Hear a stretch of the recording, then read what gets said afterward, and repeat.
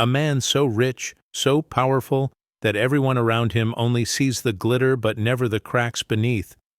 His fortune was built on decades of shrewd investments, millions in Bitcoin and real estate that multiplied like wildfire across Silicon Valley. Yet beneath all that wealth, he was utterly alone. I don't know where you're listening from. Maybe you're cleaning a kitchen, folding clothes, or heading home after a long day. It doesn't matter what time it is, but I promise, today's story will surprise you.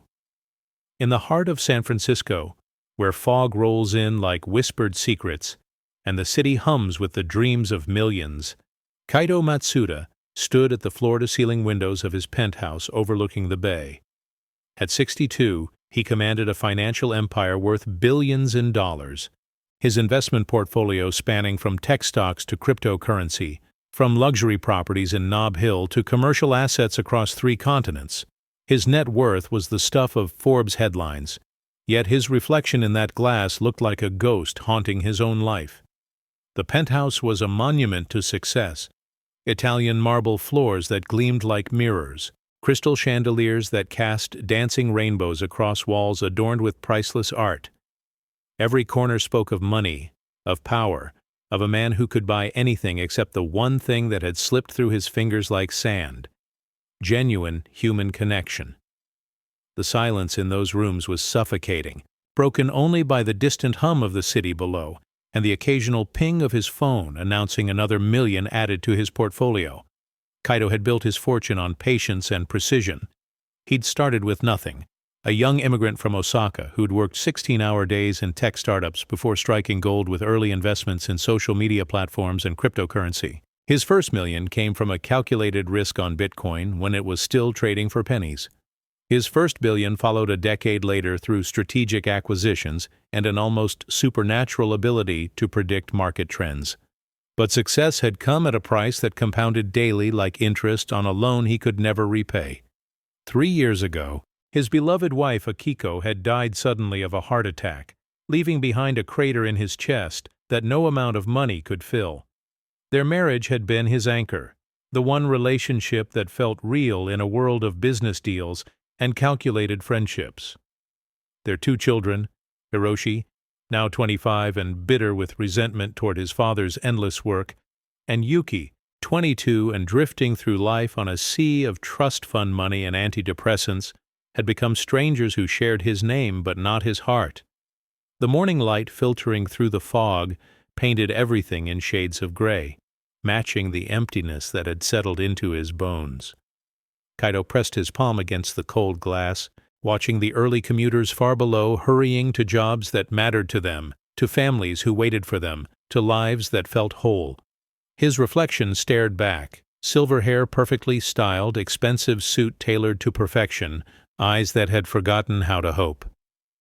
That same morning, in a cramped studio apartment in the Tenderloin district, Mai Tanaka was already awake before her alarm clock had a chance to shatter the pre-dawn quiet. The contrast between their worlds was stark as black ink on white paper. Where Kaito's home was all space and silence, Mai's was warmth compressed into 400 square feet of carefully organized life. Every inch served a purpose, every item had its place, and somehow in that small space there was more genuine peace than in all 35 rooms of Kaito's penthouse.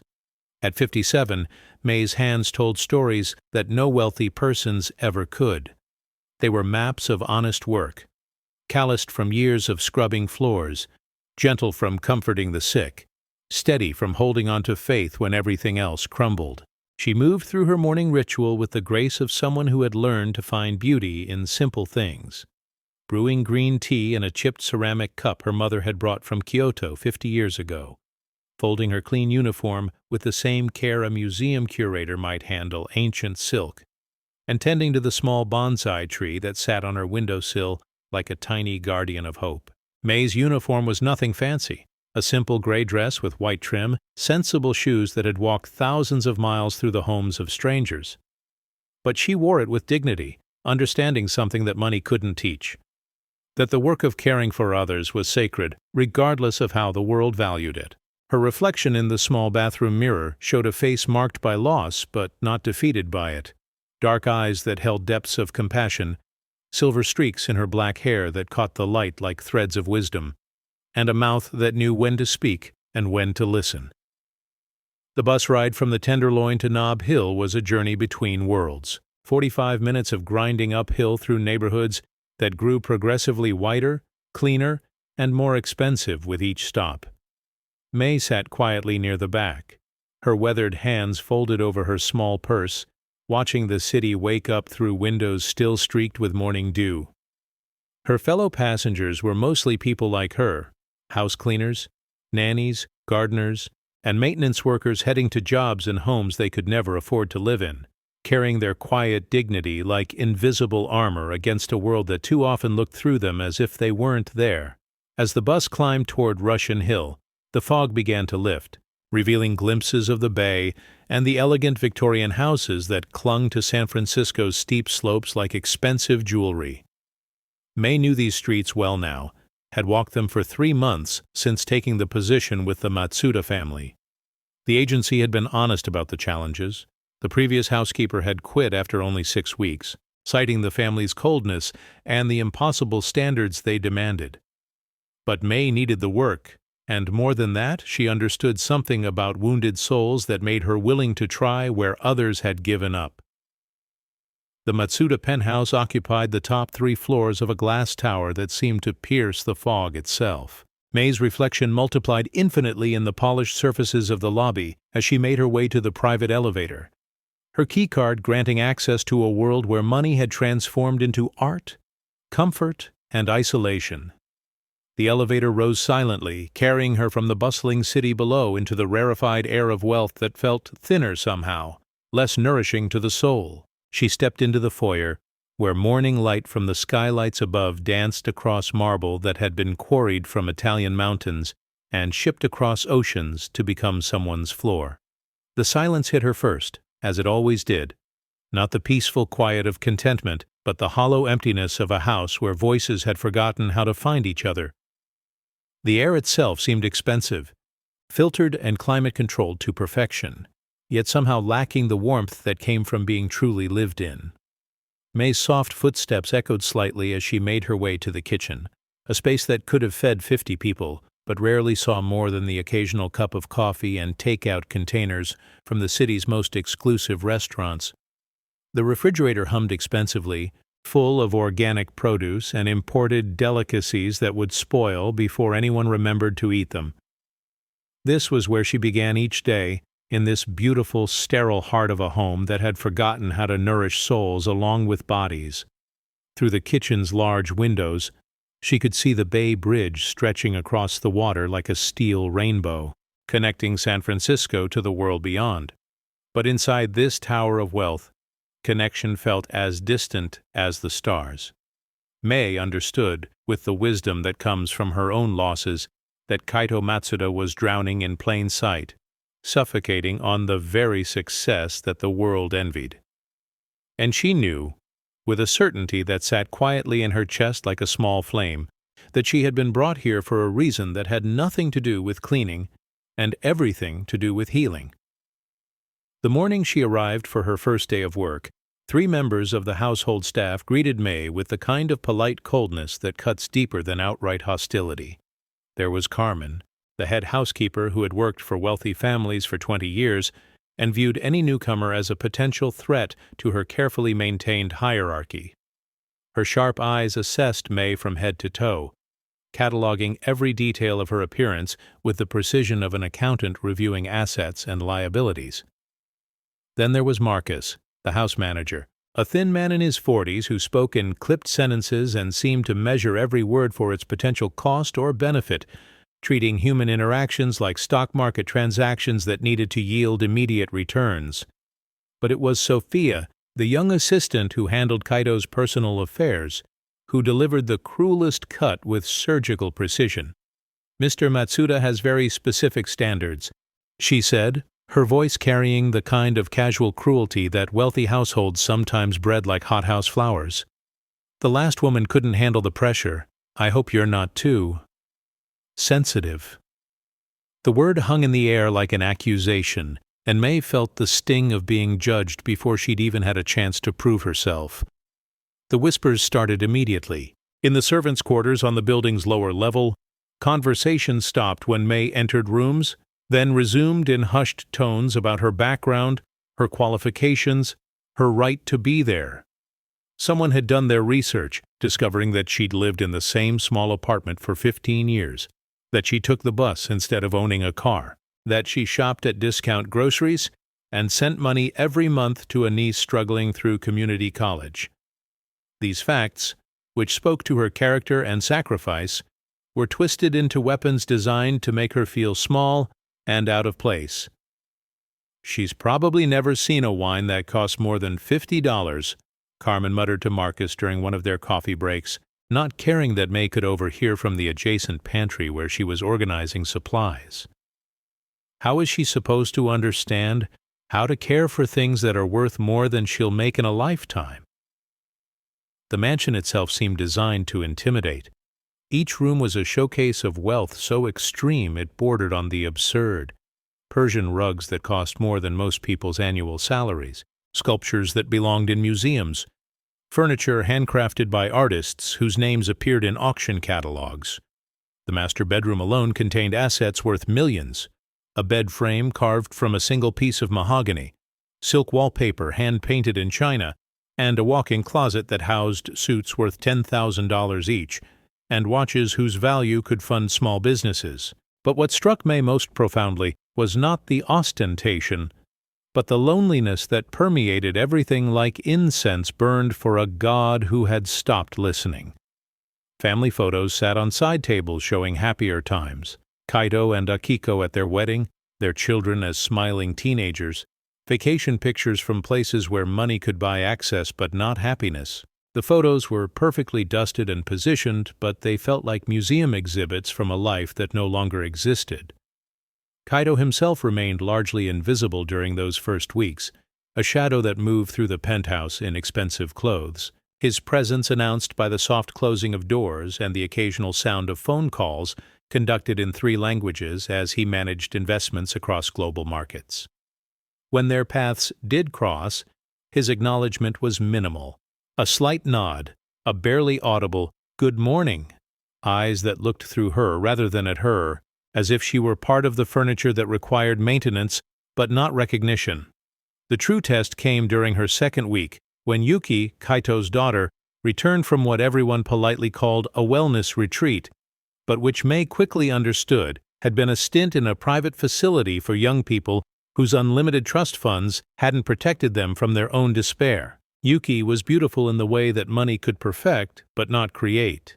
Her hair professionally styled, her clothes bearing labels that cost more than most people's rent, her nails manicured to glossy perfection. But her eyes held the kind of emptiness that no amount of cryptocurrency gains or stock dividends could fill.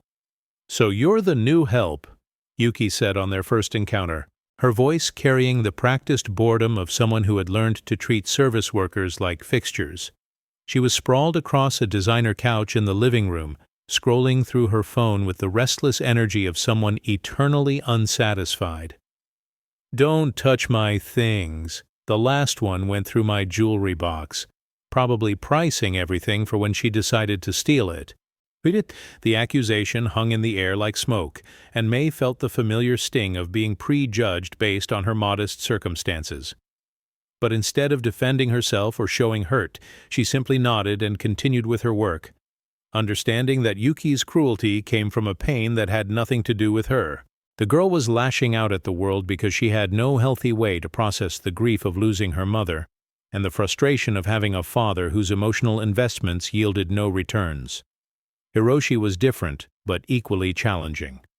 Where his sister was openly hostile, he was coldly indifferent, treating May's presence in the house like bad weather that simply had to be endured. He worked for his father's investment firm, and May often saw him leaving early in the morning in suits that cost more than her annual income, his jaw tight with the kind of anger that fermented over years of feeling simultaneously entitled to and trapped by his family's wealth. His resentment toward his father was palpable, a slow-burning fury over a childhood spent competing with stock portfolios and business mergers for parental attention. But May persevered with the quiet strength that had carried her through her own losses. Her mother had died when she was just 35, leaving her to raise her younger brother while working multiple jobs to keep them afloat.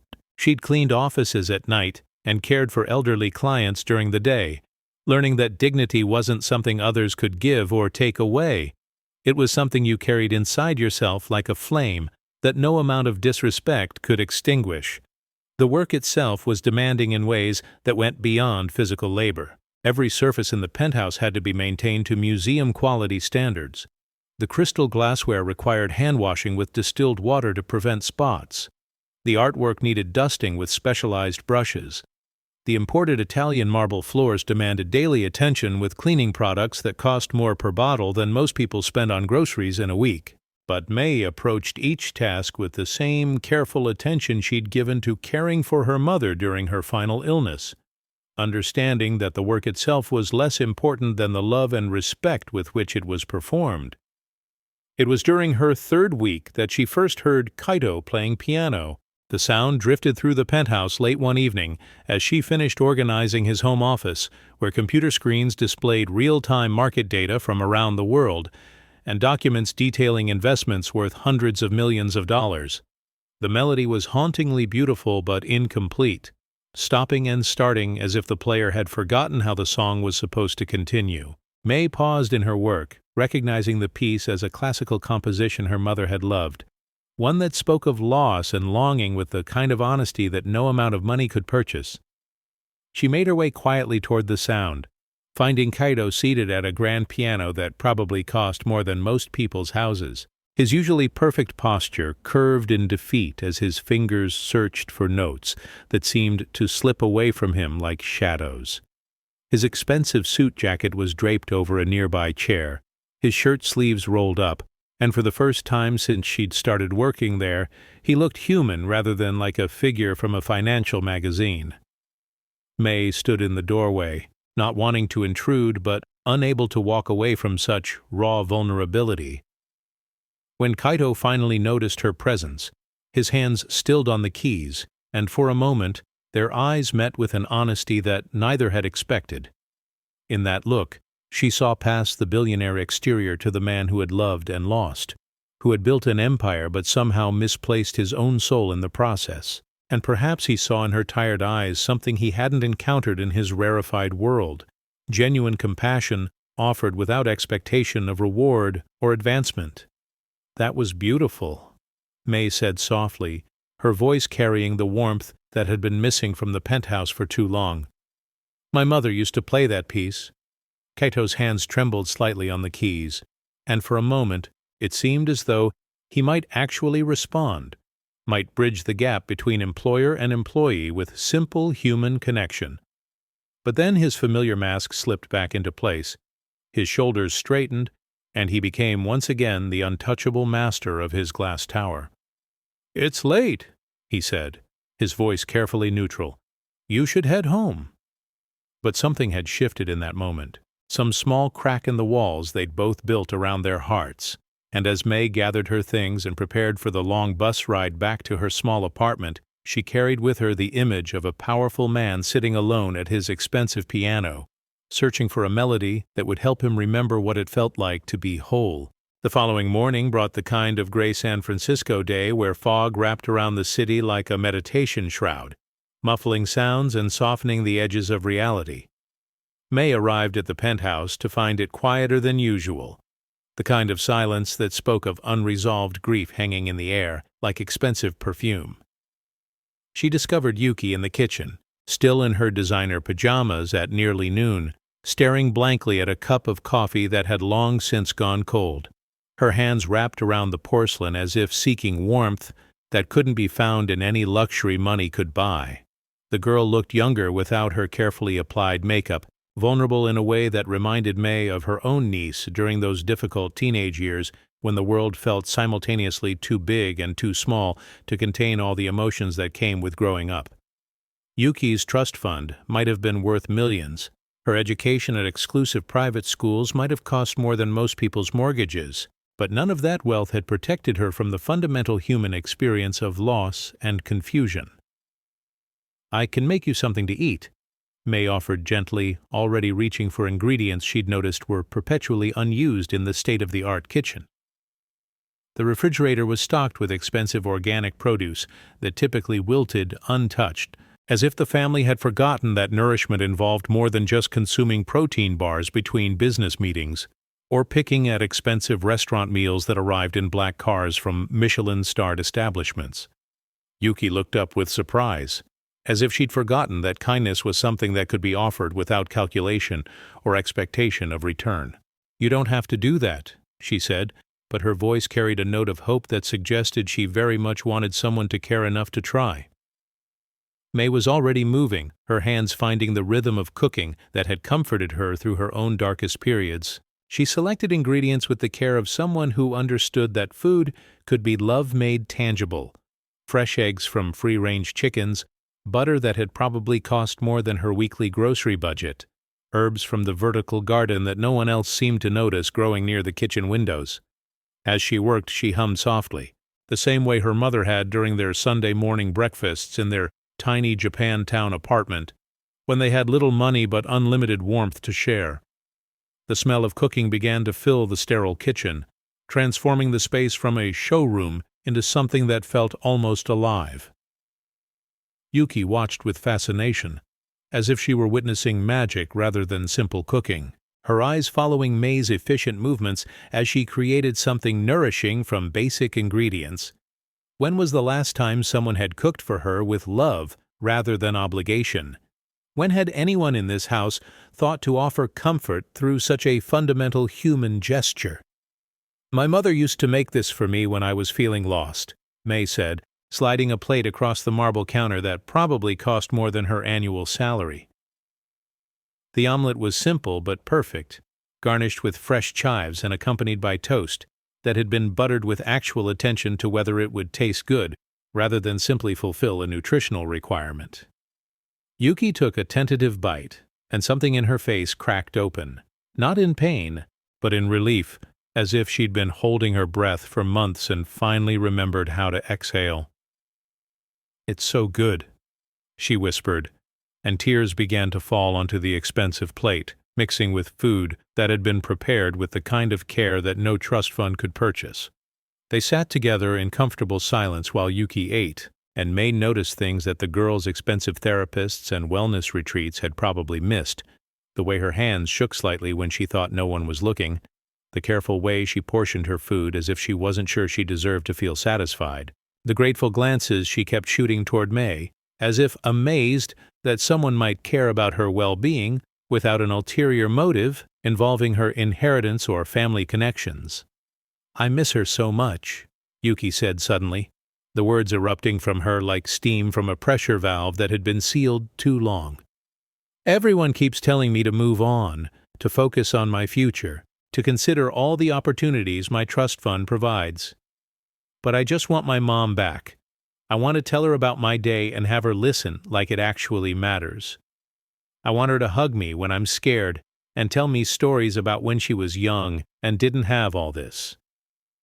She gestured around at the opulent kitchen, at the lifestyle that imprisoned her in golden chains. Mei reached across the counter and gently covered Yuki's hand with her own, understanding something that all the girls' expensive counselors had missed, that grief couldn't be processed like a financial transaction, that healing took time and patience and the kind of human warmth that couldn't be purchased at any price. Her own mother had been gone for over 20 years, but the ache still lived in her chest like a friendly ghost, no longer sharp enough to cut, but persistent enough to remind her daily of how precious love was when you found it. "Grief isn't something you get over," May said softly, her voice carrying the wisdom that came from her own journey through loss. "It's something you learn to carry with grace. Your mother lives in every kind thing you do, every moment when you choose love over fear. The hole she left in your heart. That's not something to be filled or fixed. That's sacred space where your love for her lives forever." Yuki's tears flowed freely now, but they seemed cleaner somehow, less bitter than the angry crying that had characterized her recent months. For the first time since her mother's death, someone had acknowledged her loss without trying to minimize it or redirect it, or transform it into a learning opportunity. Someone had simply sat with her in her pain and offered the radical gift of understanding. From the doorway, unnoticed by both women, Kaito watched this scene unfold with something close to amazement. He had spent hundreds of thousands of dollars on the best psychiatrists money could buy, had sent his daughter to exclusive treatment facilities where her daily care cost more than most people's annual salaries, had bought her everything she claimed to want and some things she didn't even know existed. But he had never thought to offer her something as simple as a homemade meal prepared with love, had never sat with her long enough to let her grief exist without trying to manage it like another portfolio that needed rebalancing. Watching May with his daughter, he saw something he had forgotten existed. Authentic human connection that asked for nothing in return, compassion that didn't calculate its costs or expect dividends, the kind of emotional generosity that his business training had taught him was naive, but which he now recognized as possibly the most sophisticated form of wealth he had ever witnessed. When Yuki finally looked up, she seemed younger and older at the same time, as if she'd been given permission to be both the child who missed her mother and the woman she was becoming. "Will you teach me how to cook this?" she asked May, and her voice held the tentative hope of someone learning to believe in kindness again. May smiled, and the entire kitchen seemed warmer for it. "Of course, sweetheart. We can start tomorrow, if you'd like."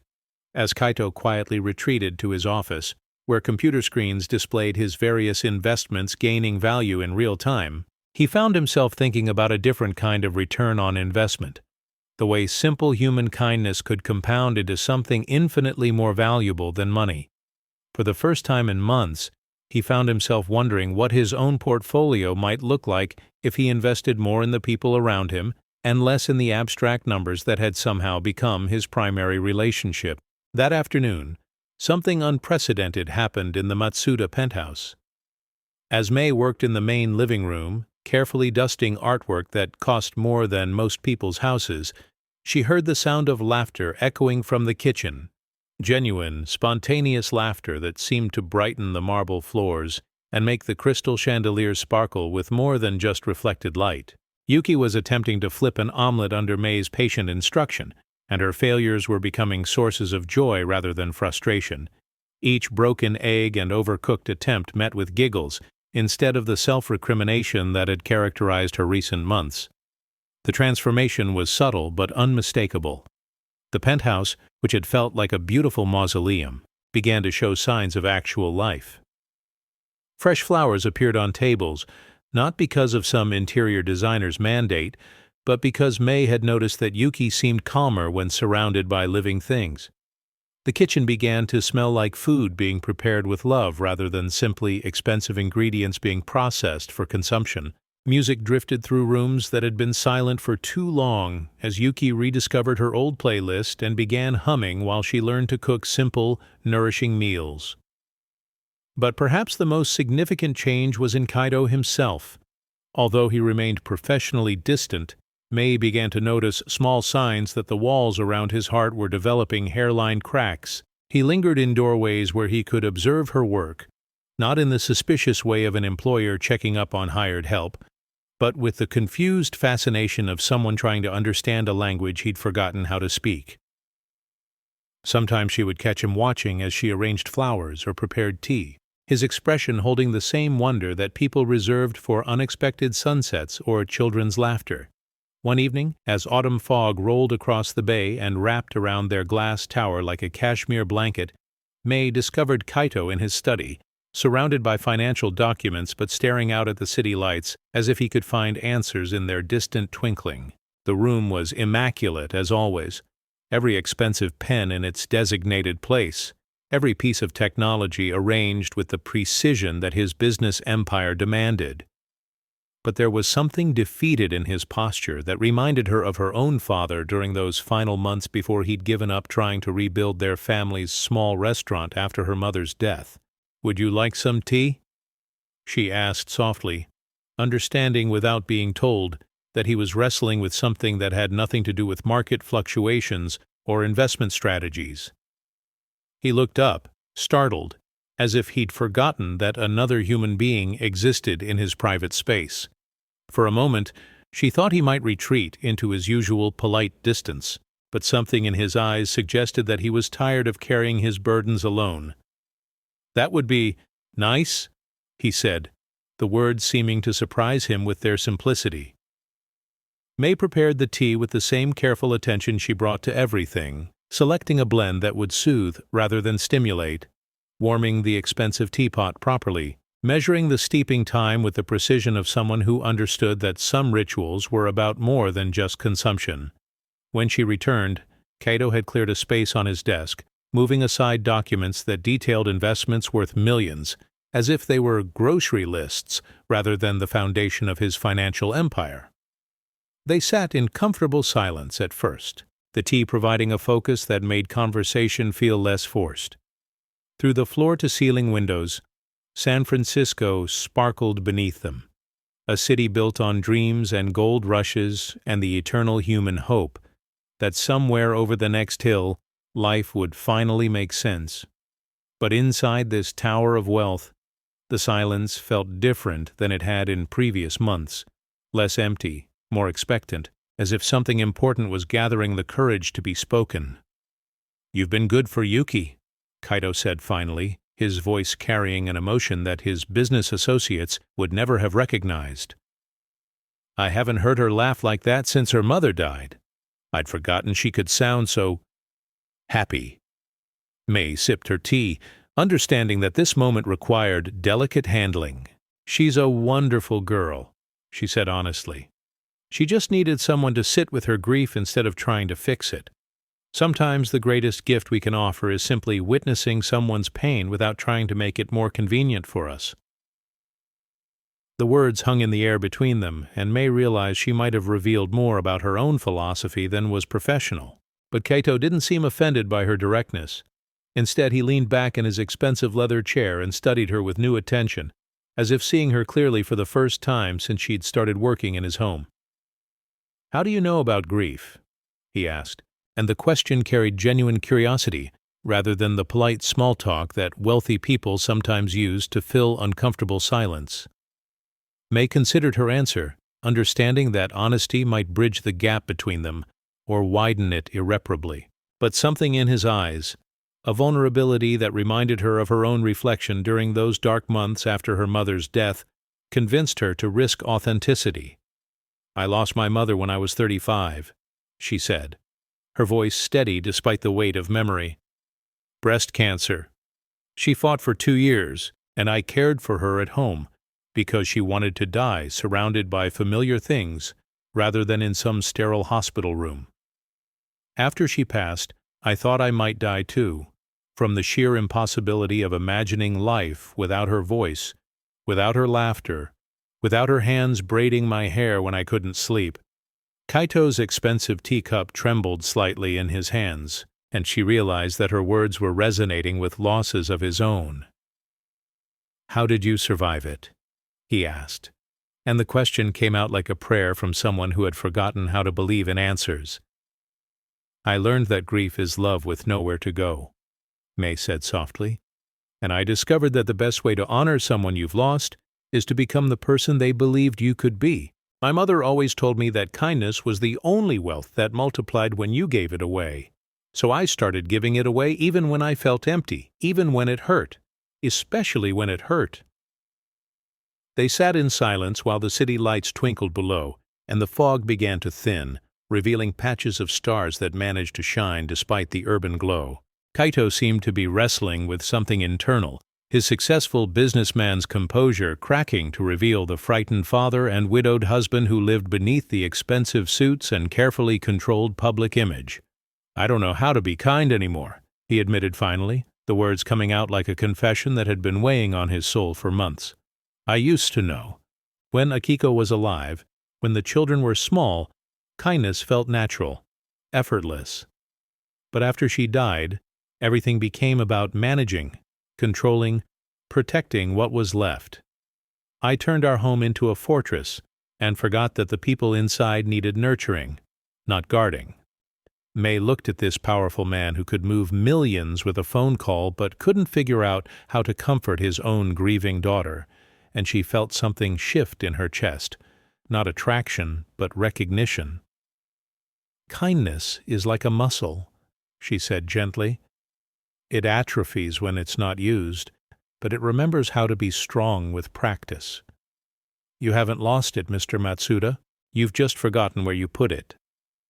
For the first time since she'd started working in his home, Kaido smiled, a real smile that reached his eyes and transformed his entire face from the mask of control into something human and approachable. "Will you help me remember?" he asked, and the question carried the vulnerability of someone admitting they didn't have all the answers despite what their financial portfolio might suggest. May finished her tea, understanding that something fundamental had shifted between them. They were no longer simply employer and employee, but two people who had survived losses that money couldn't heal, who had discovered that the most valuable things in life couldn't be bought or sold or traded on any market. "We can start tomorrow," she said, echoing the same words she'd spoken to Yuki about learning to cook, understanding that both father and daughter were hungry for the same thing: authentic human connection that didn't require performance or perfection. As she prepared to leave that evening, Mei reflected on how strange life could be, how a job she'd taken out of financial necessity had become something that fed her soul in ways her previous positions never had.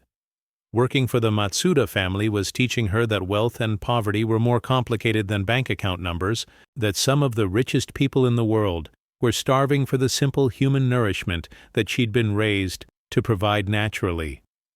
The bus ride home through San Francisco's foggy streets felt different that night, as if the city itself was holding its breath in anticipation of changes to come. In her small apartment, as May prepared for bed, she found herself thinking not about the millions of dollars worth of art she'd dusted or the luxury appliances she'd operated, but about the sound of Yuki's laughter and the vulnerability in Kaido's eyes when he'd admitted his confusion about how to love the people around him. Tomorrow would bring new challenges, she knew. The other staff members would continue their subtle campaign to make her feel unwelcome. Hiroshi would remain coldly distant, and the larger world would continue to value the Matsuda family's financial portfolio over their emotional wealth. But something had been planted that evening in Kaido's study, some small seed of possibility that kindness might be remembered, that grief could coexist with joy, that a house built on love might be more valuable than any amount of money or real estate. The following weeks brought a subtle transformation that seemed to emanate from the kitchen and spread through the penthouse like warmth from a hearth that had been cold too long. Yuki's cooking lessons with May had become daily rituals, times when the expensive kitchen finally fulfilled its purpose of nourishing people rather than simply displaying wealth. The girl was learning more than culinary techniques. She was discovering that creation could be a form of healing, that feeding others was a way of feeding oneself, that simple ingredients combined with love could produce something more satisfying than any meal money could buy. But the changes weren't universally welcomed. Carmen, the head housekeeper, began to watch May with the suspicious intensity of someone who sensed their position being threatened.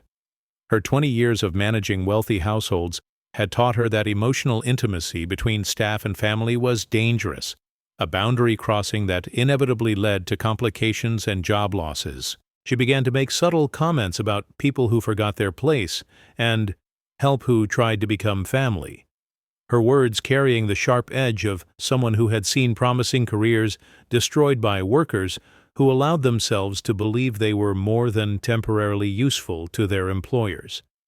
Marcus, the house manager, was more direct in his disapproval.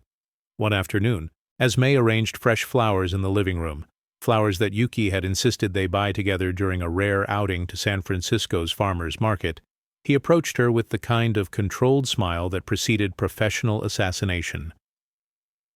"Mrs. Tanaka," he said, his voice carrying the false warmth that people in service industries learned to weaponize, "I think we need to discuss your duties here. Your job description was quite specific: general housekeeping and maintenance. It didn't include cooking lessons or emotional counseling." May paused in her flower arranging, understanding that this conversation had been building for weeks. Mr. Matsuda has never complained about my work, she said evenly, her voice carrying the quiet dignity that had sustained her through previous workplace conflicts.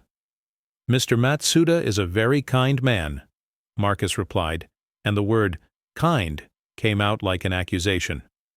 But he's also a businessman who understands boundaries. The previous housekeeper was let go for exactly this kind of overreach. I'd hate to see you make the same mistake, especially when your employment here is still so new. The threat hung in the air like expensive perfume, subtle but unmistakable.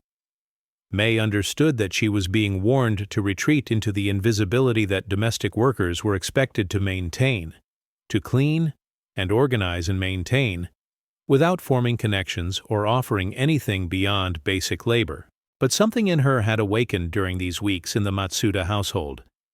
Some recognition that her work here was about more than earning her modest salary. That evening, as May prepared to leave, she found Kaito waiting by the private elevator, still dressed in his business suit but with a tiredness around his eyes that spoke of more than just financial stress. The elevator arrived with its usual whisper of expensive efficiency, and they rode down together in silence that felt charged with unspoken concerns. Marcus spoke to me today, Kaito said as they descended through the tower toward the bustling city below. He's concerned about, boundaries? May felt her heart sink, understanding that the fragile connection they'd been building was about to be severed by the practical concerns of maintaining professional distance. I understand, she said quietly, preparing herself for the familiar pain of being dismissed, just when she'd begun to hope that her work might matter to someone. But Kaito surprised her. I told him that you were doing exactly what I hired you to do. He continued, his voice carrying a firmness that she hadn't heard before. I didn't hire you just to clean house, Mrs. Tanaka. I hired you to help my family heal. If that threatens Marcus's sense of proper boundaries, then perhaps his understanding of what my family needs is more limited than I realized. The elevator reached the ground level, but neither of them moved toward its opening doors. In the reflected surfaces of the elevator's walls, May could see multiple versions of themselves, an wealthy businessman and a domestic worker, suspended between floors like a metaphor for the social distance they were learning to bridge. My children lost their mother, Kaito said, his voice softer now. I lost my wife. This house lost its heart. Money can buy a lot of things, Mrs. Tanaka, but it can't buy back what we've lost. But what you've brought here, the laughter in my kitchen, the way Yuki looks forward to morning instead of dreading it, the feeling that this house might become a home again, that's worth more than any investment in my portfolio. May felt tears prick her eyes, not from sadness, but from the recognition that her work was being seen and valued in ways that went beyond the surface. Your family has given me something too, she said honestly. I'd forgotten what it felt like to be needed for something more than just my hands. You've all reminded me that caring for others is a calling, not just a job. When the elevator doors finally opened, they stepped out into the lobby together, and for a moment, the usual boundaries between employer and employee seemed less important than the human connection they'd discovered. As May walked toward the bus stop, she carried with her not just the satisfaction of a day's work well done, but the understanding that she had found her place in a story that was still being written, a healing process that would require patience and courage from all of them. The next morning brought the kind of crisis that reveals character in ways that ordinary days cannot. May arrived at the penthouse to find it in chaos. Yuki was missing, having slipped out sometime during the night, leaving behind only a note saying she needed to think and would be back soon. But soon had stretched into 12 hours, and Kaito was pacing the living room like a caged animal, his usual businesslike composure shattered by a father's primal fear. The police had been called, of course, and private investigators were already working their contacts throughout the city. Kaito's wealth meant that every resource was available, every string could be pulled, every favor could be called in.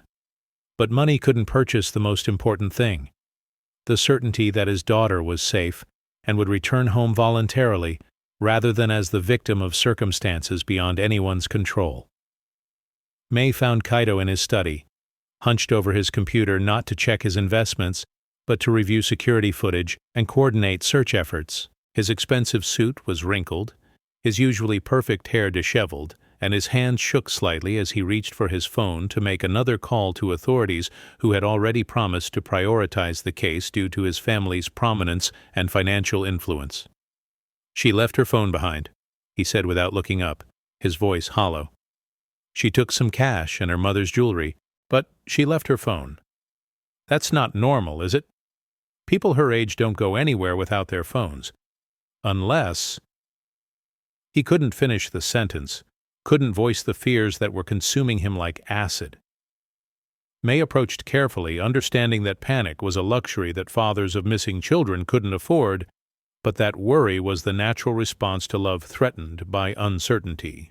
"Did she say anything yesterday that might give us a clue?" she asked gently, her voice carrying the calm that comes from having survived her own crises. Kaito looked up then, his eyes holding the same bewildered pain she'd seen in her own mirror during those dark months after her mother's death. "We had breakfast together," he said, and the words came out like a confession. "Actually sat at the table and ate together for the first time since Akiko died. Yuki made that omelet you taught her, and we talked about her possibly going back to college in the spring. She seemed happy. She seemed hopeful. Why would she run if she was happy?" May sat down across from him, ignoring the protocols that usually governed interactions between employers and service staff. Sometimes human need transcended social boundaries, and this was one of those times. Sometimes when people start feeling better, they get scared that it won't last, she said softly. Sometimes progress feels as threatening as stagnation, especially when you've gotten used to protecting yourself through isolation. As if summoned by the desperation in the household, Hiroshi appeared in the doorway, still in his expensive business clothes but carrying the weight of genuine concern for once.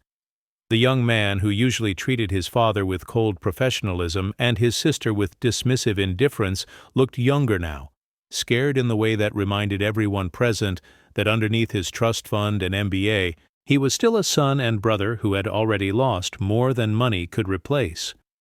"Any word from the investigators?" he asked, and his voice carried none of the usual edge that marked his interactions with his father and their staff. Kaito shook his head, his composure cracking further. "They're checking her usual places, talking to her friends, reviewing camera footage. But she knows this city, and she has enough cash to stay hidden if she wants to, unless someone is helping her." The implication hung in the air, that Yuki might not be missing by accident, that someone might have recognized her as a target worth pursuing for the ransom potential that came with the Matsuda name and fortune. It was a possibility that wealthy families lived with constantly, the knowledge that their assets made them valuable to people who specialized in turning other people's love into profit. May stood up suddenly, struck by an insight that seemed to come from somewhere deeper than logic. "What about the garden?" she asked, remembering the small plot in the Mission District where she and Yuki had bought flowers for the penthouse just days before. She mentioned that she liked how peaceful it felt there, how normal everything seemed. Both men looked at her with the kind of attention that desperate people reserve for potentially life-saving information. "What garden?" Hiroshi asked, realizing how little he actually knew about his sister's recent activities or interests. "There's a community garden near the Mission Dolores," May explained, already reaching for her jacket. "Yuki and I went there last week to buy flowers for the house. She spent a long time talking to one of the older women who tends the vegetables there, asking about her family, her grandchildren. She said it reminded her of stories your mother used to tell about her grandmother's garden in Japan." Kaito was already moving, his paternal instincts overriding his usual careful deliberation. "Show me," he said, and for the first time since May had started working for his family, he seemed to be asking rather than commanding. The drive through San Francisco's winding streets felt eternal and instantaneous at the same time. Kaito's expensive car navigated neighborhoods that transitioned from wealth to working class with the jarring speed that characterized the city's geography. As they left behind the gleaming towers of downtown and entered the Mission District, the contrast became stark. Murals replaced marble facades, Taco trucks replaced five-star restaurants, and the scent of life being actually lived replaced the sterile perfection of controlled environments. They found Yuki exactly where May had suspected, sitting on a wooden bench in the community garden, surrounded by the kind of authentic life that her trust fund had largely insulated her from experiencing. She was talking quietly with Mrs. Rodriguez, the elderly woman who had charmed her during their previous visit, helping to harvest tomatoes and listening to stories about grandchildren who visited on Sundays and simple pleasures that didn't require credit cards or investment portfolios to obtain. When Yuki saw her father and May approaching, her face showed a complex mixture of relief and shame, the expression of someone who had scared themselves as much as they'd scared others. She stood up slowly, brushing dirt from her expensive jeans, looking younger and more real than she had in months surrounded by the authentic simplicity of the garden. "I'm sorry, Dad," she said, and the words carried genuine remorse. I needed to be somewhere that felt real, somewhere that reminded me that there's a world outside our glass tower, a world where people are happy without having to think about stock options or trust funds or what their net worth means to their sense of self. Kaito approached his daughter carefully, as if she were a wounded bird that might take flight again if startled. "You scared me," he said simply, his voice carrying all the fear and love that his business training had taught him to suppress. "I thought I'd lost you too." Yuki's eyes filled with tears as she recognized the vulnerability in her father's voice, the admission that his wealth and power were useless against the possibility of losing the people he loved. "I wasn't running away from you," she said softly. "I was running toward something, toward feeling like a normal person instead of just a collection of assets and liabilities with a famous last name." They stood in the garden surrounded by rows of vegetables that represented people's basic need to create and nurture life, and May watched as the Matsuda family began to remember how to be human together. Mrs. Rodriguez, who understood family dynamics in ways that didn't require advanced degrees or professional training, quietly excused herself to give them privacy, but not before pressing a small bag of tomatoes into Yuki's hands with the kind of generosity that couldn't be purchased at any price. On the drive back through the city, as fog began to roll in from the bay and transform San Francisco into something dreamlike and ethereal, Kaito made a decision that surprised everyone, including himself. Instead of returning directly to their tower, he asked May to direct them to her neighborhood, to show them the world she returned to each evening after caring for his family during the day. The Tenderloin district looked different through the windows of an expensive car, but May felt proud rather than embarrassed as she pointed out her building, the small restaurant where she bought dinner when she was too tired to cook, the community center where she volunteered teaching English to new immigrants. This was her world, smaller than the Matsuda's but no less real, marked by mutual care and genuine connection rather than financial transactions and social positioning. "Would you like to come up for tea?" May asked impulsively, surprising herself with the invitation. It was a breach of every professional boundary she'd been trained to maintain, but something about the day's events had dissolved the artificial distances that usually separated employers from employees. Kaito and Yuki exchanged glances, and May saw them having a silent conversation about stepping even further outside their usual experience. But curiosity and perhaps a desire to understand more about the woman who had become so important to their healing process won out over social conditioning. May's apartment looked even smaller with 3 people in it, but it felt warmer and more alive than the 35 rooms of the penthouse they'd left behind. Her few possessions were arranged with care: photographs of her mother and extended family, books worn soft from multiple readings, a small altar where she burned incense and left offerings for ancestors who had shaped her understanding of dignity and service. The space spoke of a life lived with intention and gratitude rather than acquisition and display.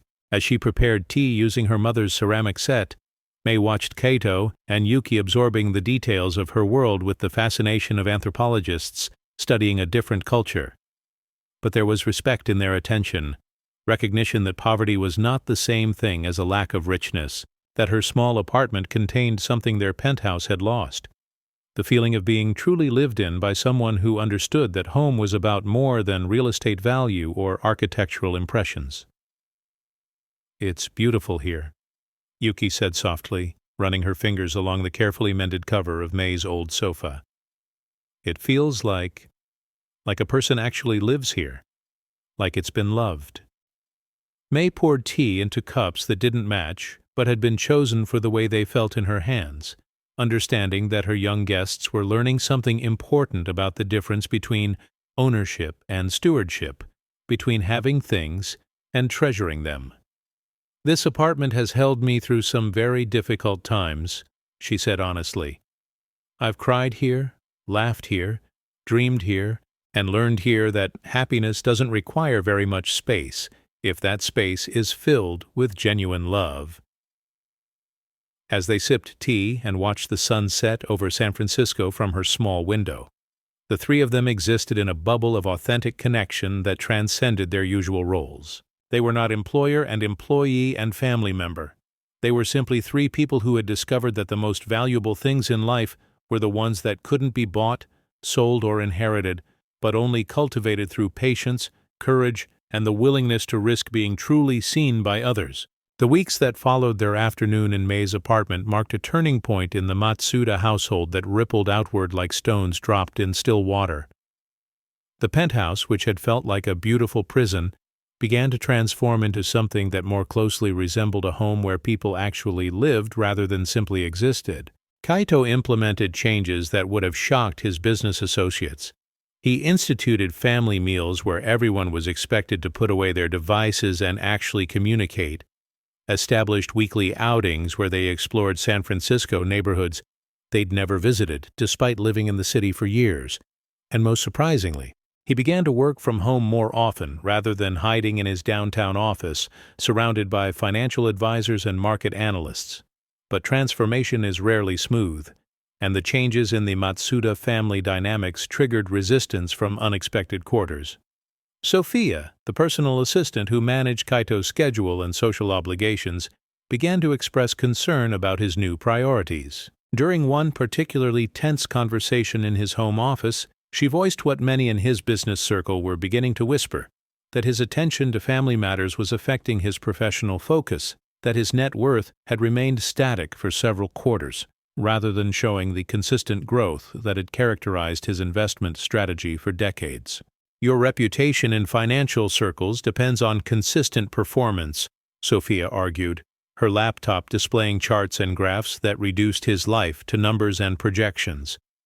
"Taking time for family dinners and cooking lessons sends a message that you're no longer fully committed to the aggressive investment strategies that built your wealth. People are beginning to wonder if you're losing your edge." Kaito looked out at the bay, where fog was beginning to lift and reveal the city in all its complex beauty, then back at the woman who had efficiently managed his professional life for 5 years. "What if I'm not losing my edge?" he said thoughtfully. "What if I'm finally finding my center?"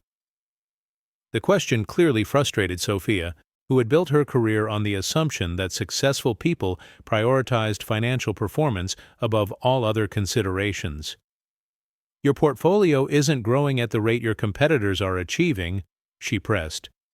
"Your cryptocurrency investments haven't been updated in months. You've missed 3 major opportunities in the tech sector because you were unavailable during critical decision windows." But Kaito's response surprised her. "My daughter laughed at breakfast this morning," he said simply. "Actually laughed, not the bitter sarcasm she's been using as armor since her mother died. My son called last night to ask my advice about something other than financial planning. He wanted to know how I learned to apologize when I'd hurt someone I loved. These aren't quantifiable assets, Sophia, but they're the most valuable returns on investment I've seen in years." The conversation represented a philosophical shift that would have ramifications far beyond the penthouse walls.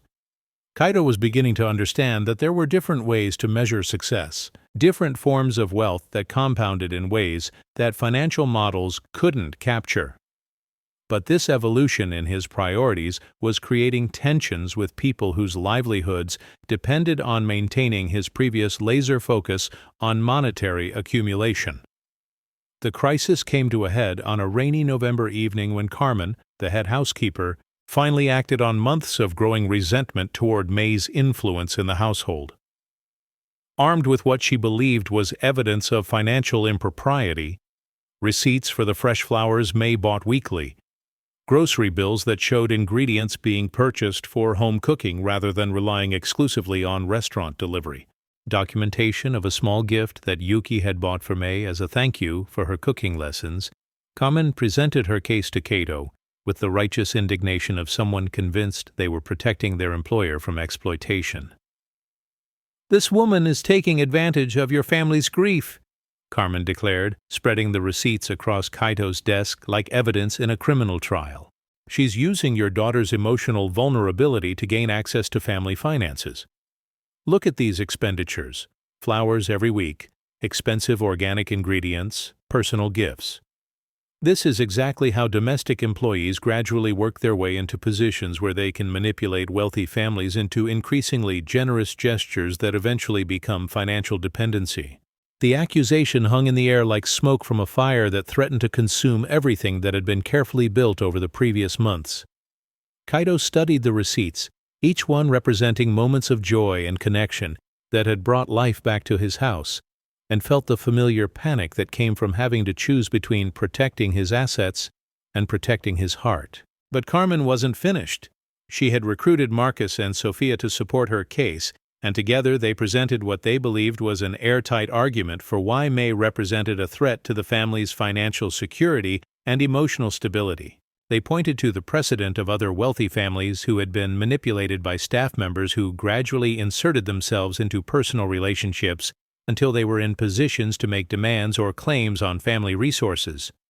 "We're not saying she's consciously malicious," Marcus added diplomatically, "but people from her economic background don't understand the complexities of managing significant wealth.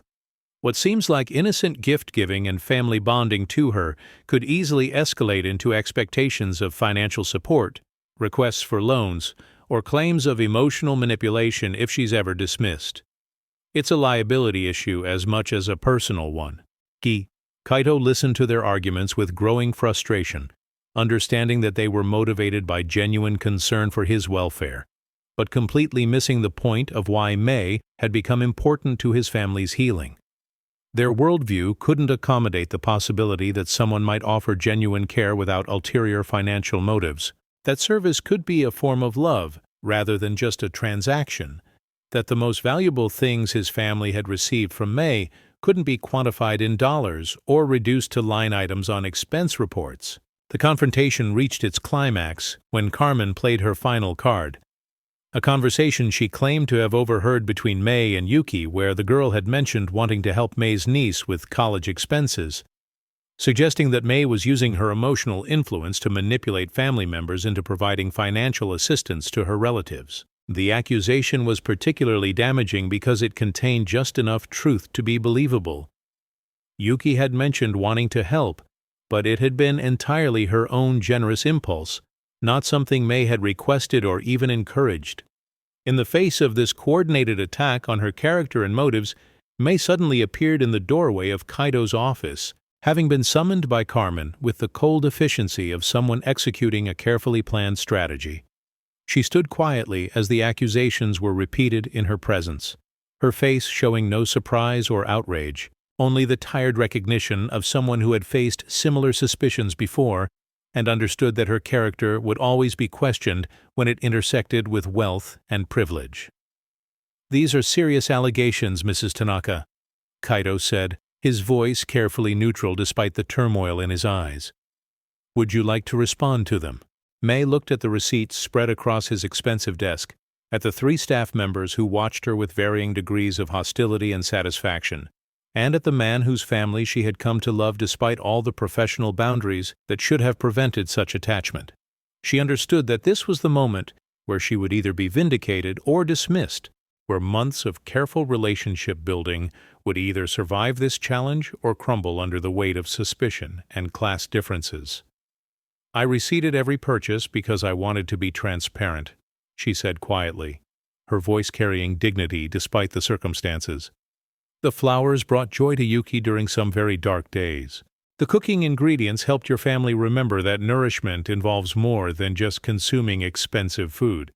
And yes, Yuki mentioned wanting to help my niece, but it was her own generous heart speaking, not any request from me.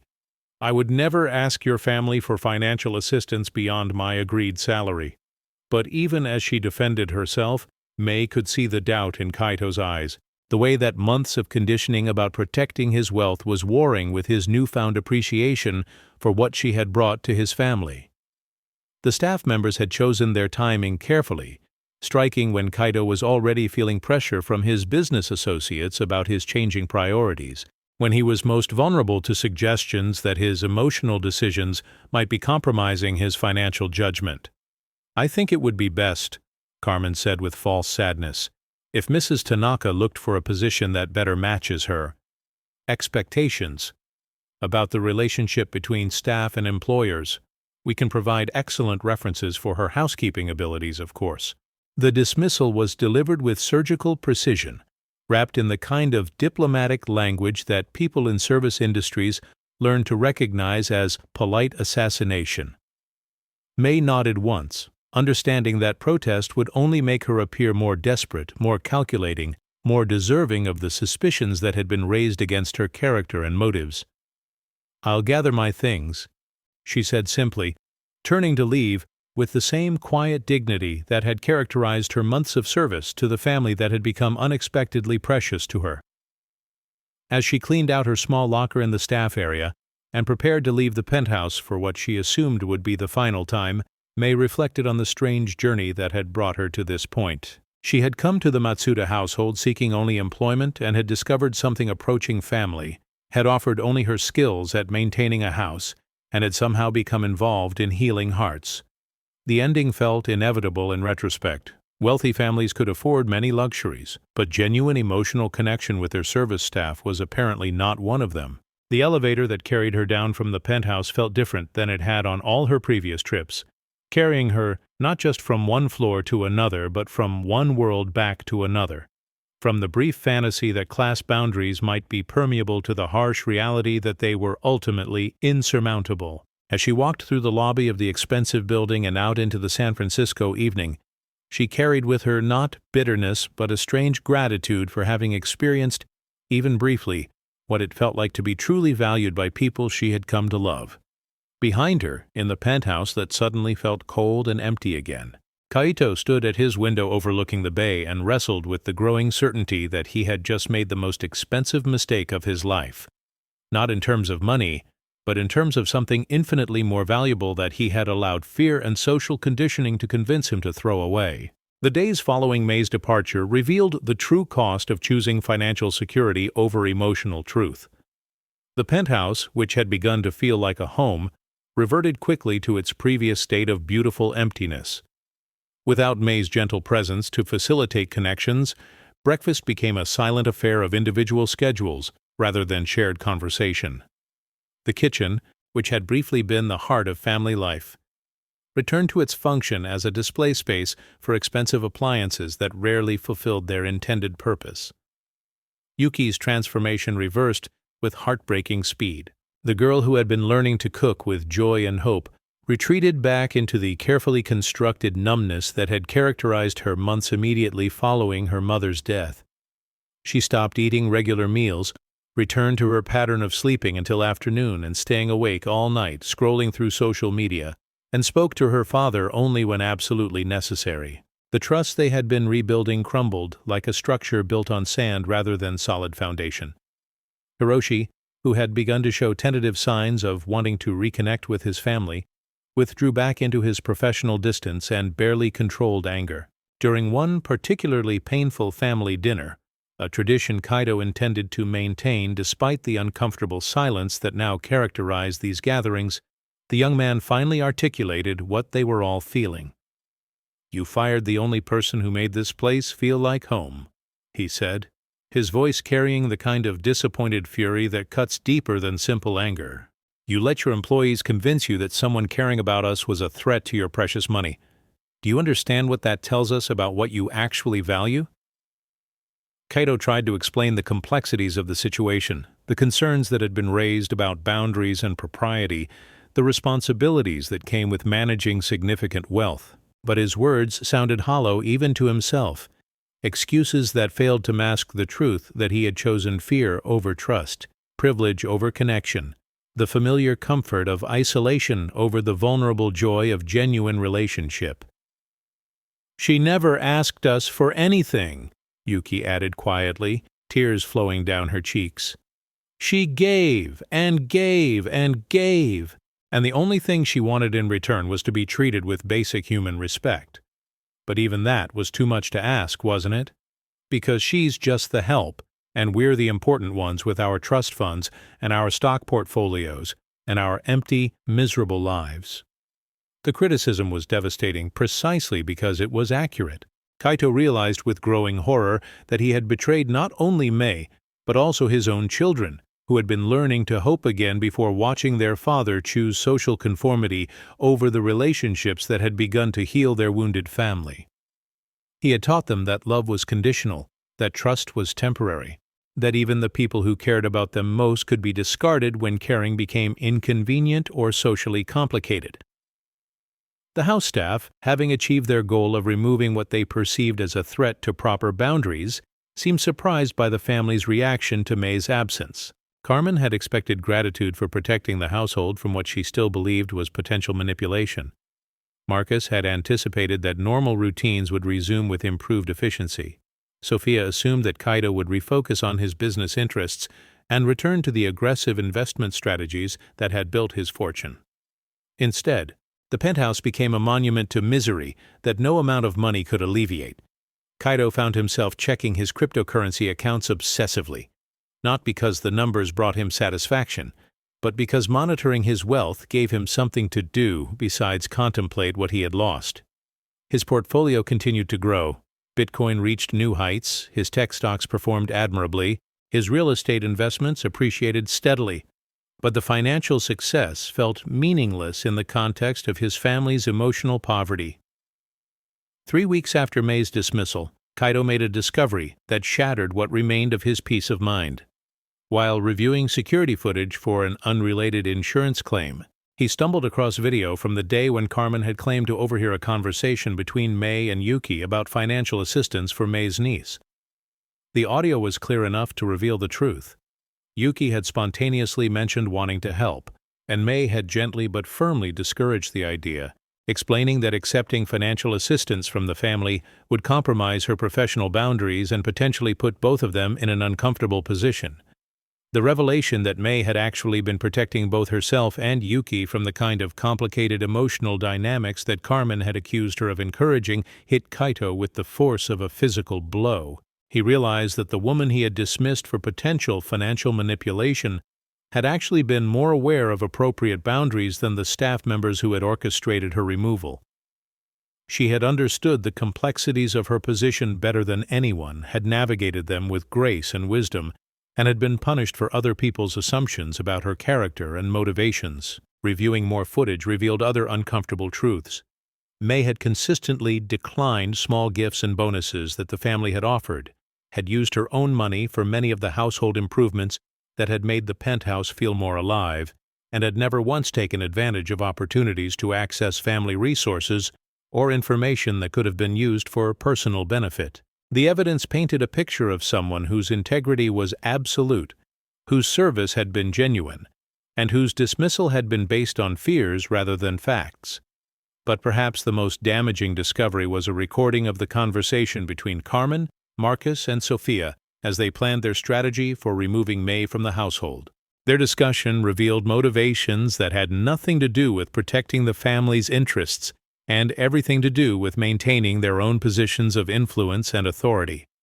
They had seen Mei's growing importance to the family as a threat to their professional standing and had manufactured a crisis to eliminate perceived competition. Armed with this evidence of betrayal by his own staff and the devastating certainty that he had destroyed something precious based on lies and manipulation, Kaito faced a reckoning that no amount of money could resolve.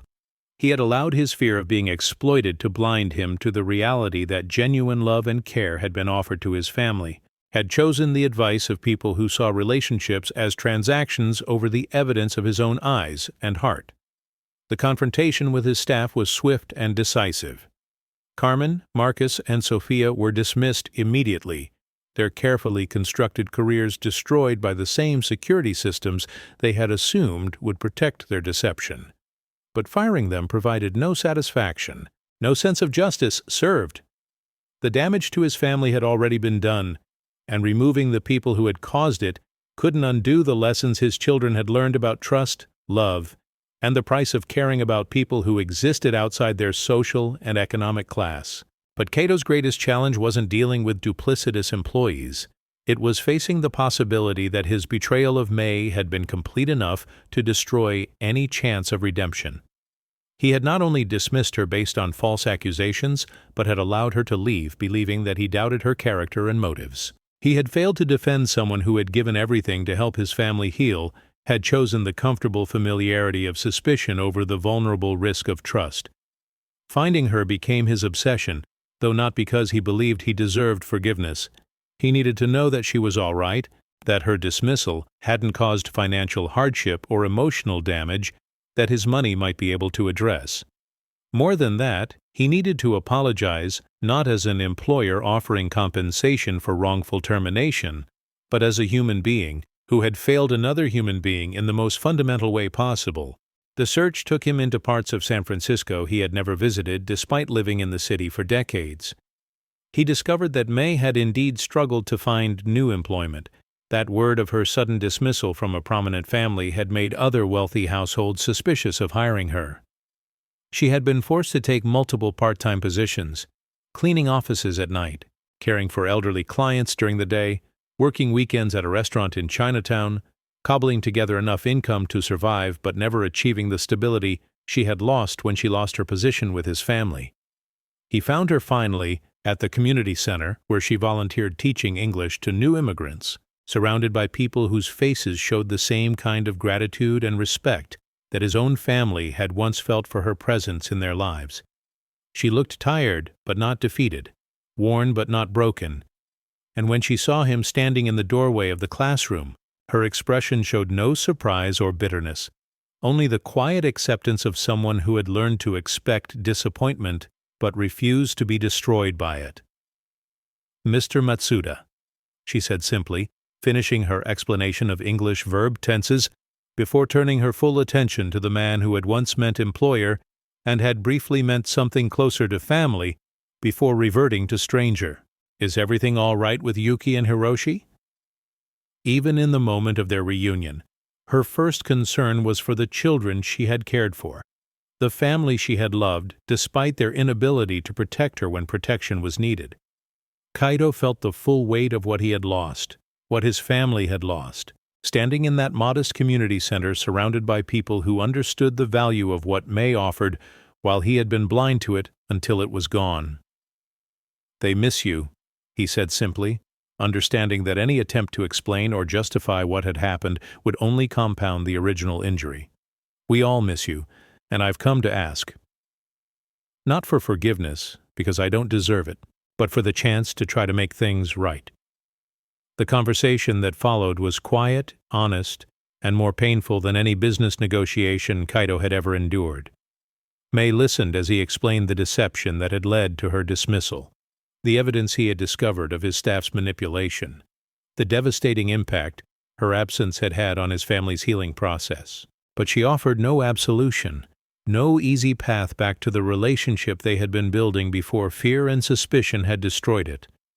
"I understand why it happened," she said finally, her voice carrying the forgiveness he hadn't asked for but desperately needed. "You were protecting your family the only way you knew how, but understanding and trusting aren't the same thing, Mr. Matsuda. Your children learn that the people they care about can be discarded when caring becomes inconvenient. I learned that my service, no matter how genuine, will always be viewed through the lens of potential exploitation. Those aren't lessons that can be easily unlearned." But even as she spoke of the damage that had been done, May's eyes carried something that looked like hope tempered by hard-earned wisdom. She had missed the family that had briefly felt like her own, had worried about Yuki's retreat back into depression, and Hiroshi's return to anger and isolation. Despite her own hurt, despite the practical difficulties her dismissal had created, her heart remained open to the possibility that healing might still be possible if approached with enough honesty and courage. The reunion, when it finally happened, took place not in the sterile perfection of the penthouse, but in the community garden where Yuki had once fled to find authentic human connection. May suggested the location, understanding that important conversations were more likely to succeed in environments that encouraged honesty rather than performance. The garden, with its rows of vegetables tended by people who understood the value of patient cultivation, provided the perfect backdrop for a family trying to learn how to grow trust from the damaged soil of their previous mistakes. Yuki and Hiroshi approached cautiously, their expressions showing the volatile mixture of hope and protectiveness that characterized people who had been hurt by someone they loved. They were willing to risk disappointment again, but they were no longer naive about the potential costs of caring. Their father's betrayal of May had taught them harsh lessons about the difference between temporary emotional connection and permanent commitment, about the ways that fear and social pressure could override love and loyalty. "I'm sorry," Kaito said, addressing not just May but his children as well. "I failed all of you. I let fear make me stupid, let other people's prejudices override my own experience. Let money become more important than the people who were teaching me what real wealth actually looks like." The apology was simple, direct, and long overdue. But apologies, no matter how sincere, couldn't undo the damage that had been done or guarantee that trust could be rebuilt. Trust was like a garden. It required consistent tending, patient cultivation, and the faith that careful work would eventually yield something beautiful and nourishing. May looked at the three people who had briefly been her chosen family, seeing the hope and fear and love that battled in their eyes, understanding that they were offering her something precious and fragile, the chance to try again, to rebuild what had been broken, to discover whether their connection was strong enough to survive the test of adversity and betrayal. "I can't come back as your employee," she said finally, her words carrying both sadness and possibility. That relationship was poisoned by too many assumptions about power and money and appropriate boundaries. But maybe we could try being something else. Maybe we could try being family, chosen family, people who care about each other not because of professional obligations, but because we choose to. The suggestion transformed the air around them, turning professional reconciliation into something deeper and more hopeful. The idea that they might build a relationship based on mutual choice rather than economic necessity opened possibilities that none of them had dared to imagine. It meant risk, the risk of disappointment, the risk of social criticism, the risk of crossing boundaries that society preferred to keep intact. But it also meant the possibility of genuine connection unburdened by the complexities of employer-employee dynamics. Yuki was the first to reach for May, her embrace carrying months of suppressed grief and hope.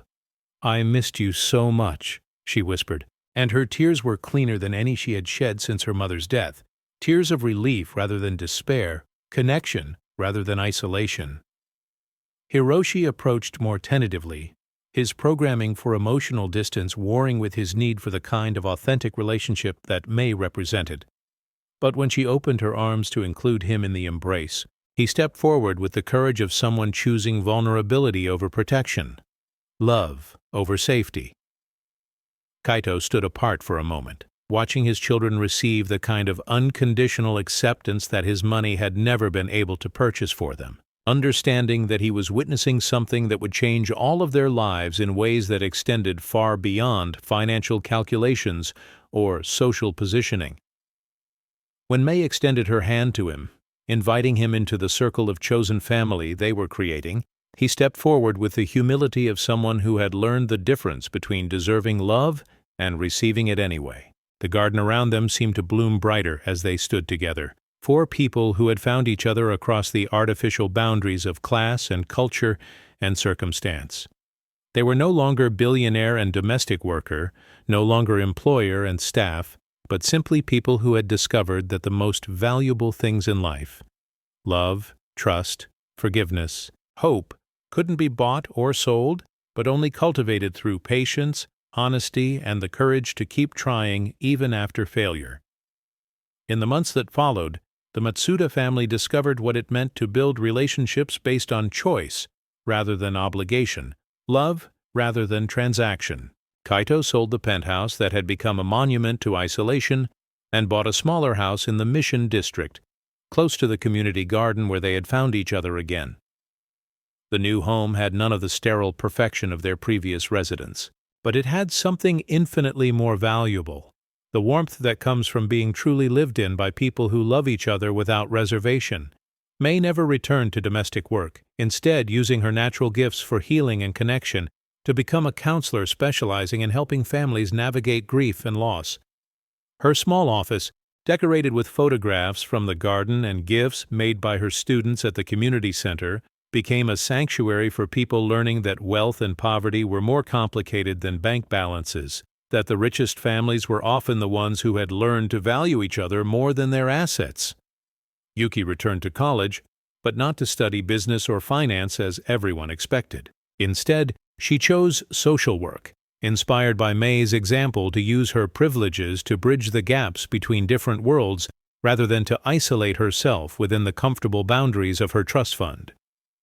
She volunteered at the community center, teaching cooking classes to single mothers and elderly immigrants, discovering that the skills May had taught her could become gifts she offered to others. Hiroshi remained in the family business, but he transformed its mission from pure profit maximization to sustainable investment in companies that prioritized employee welfare and community development. He discovered that making money and making a difference were not mutually exclusive goals, that the most successful long-term investments were often the ones that considered human cost alongside financial returns.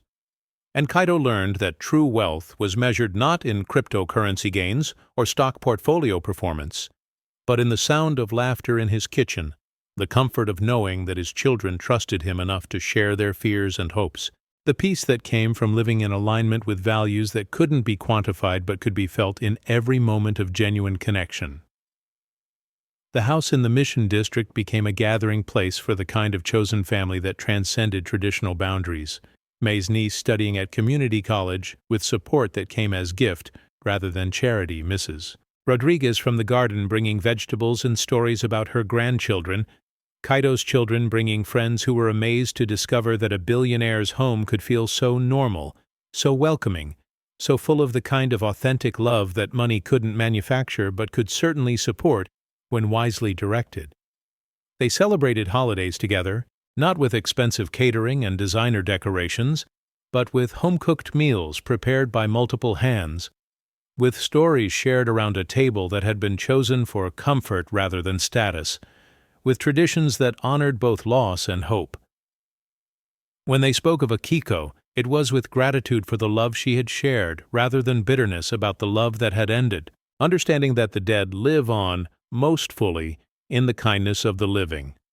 Years later, when financial reporters wrote about Kaito Matsuda's unconventional approach to wealth management, they focused on his innovative investment strategies and his commitment to socially responsible business practices. But they missed the real story: that his greatest return on investment had come not from Bitcoin or real estate or tech stocks, but from learning to invest in human relationships with the same patience and faith that had made him financially successful. On quiet Sunday mornings, when fog rolled across the bay and the city was just beginning to wake up, the 4 members of their chosen family would gather in their small kitchen to prepare breakfast together. The conversations were ordinary: plans for the week, worries about friends, excitement about small victories and simple pleasures.